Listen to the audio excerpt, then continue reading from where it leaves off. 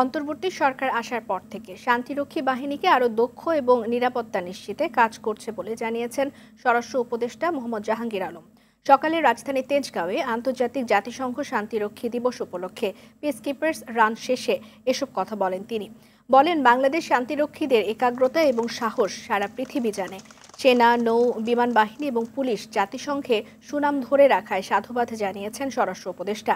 Engineering এবং logistics সাপোর্টের দিক দিয়েও বাংলাদেশি শান্তিরক্ষীরা এগিয়ে মন্তব্য করে তিনি আরও বলেন, নারীদের অংশগ্রহণ এবং তাদের সাফল্য বিশ্ব দরবারে বাংলাদেশকে সম্মানিত করেছে। Bangladesh peacekeepers are currently serving in several unit missions across the world. This contribution of both the Bangladesh military, army, navy and air force and the Bangladesh police to UN peacekeeping are immense and multifaceted.